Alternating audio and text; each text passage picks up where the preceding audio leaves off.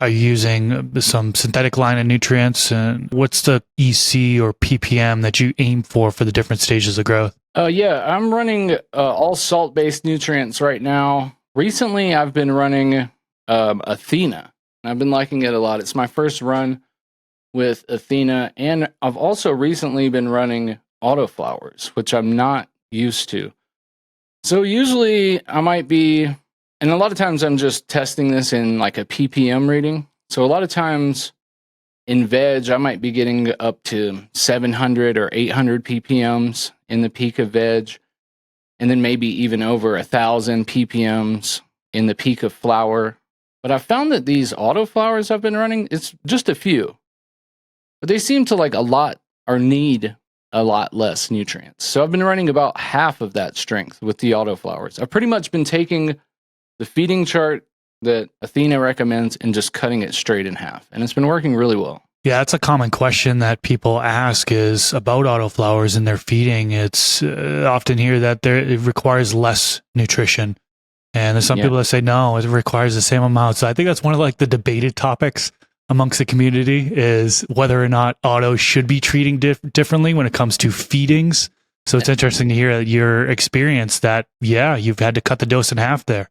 I heard the same thing. And so I went with the full strength, and you could see the normal signs. It just wasn't happy. You could see the leaf tip burn starting.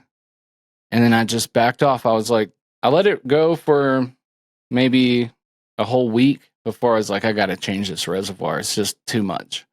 Because it felt like too much. Because I think what it was recommending, even early in veg, was 1,100 ppm.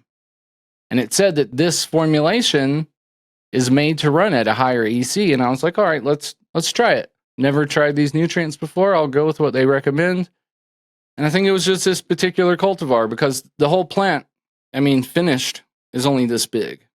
And so it makes sense that it doesn't need that much salt. True. Yeah, I know some autoflowers can grow massive and then some just stay squat. Really comes down to genetics. Obviously, it comes down to other things, the lighting, environment, nutrition, all that stuff. But yeah, some could be real small. So it makes sense for those smaller plants to need lesser nutrition, right? Yeah, it does to me. Now, mixing up those nutrients in water, what is your water source? Are you just using tap water, or are you filtering the water in some way, like reverse osmosis, or what's your water source? I have a 75 gallon per day RO filter in the house. It's just hooked up underneath my kitchen sink, and it's off 90% of the time. But I know, like, every time I'm about to have to fill my reservoir tomorrow, I'm going to change it. I'll go ahead and turn on the filter tonight, fill me up a few 5-gallon buckets, and get ready. So I always have the RO water at the house. I don't have to worry about going and trying to get distilled water or worrying about what's in my water supply, because I know just a few years ago here in Denver. Go to the full episode by clicking the outro card here, or click the link in the description section below. Catch you in the next video.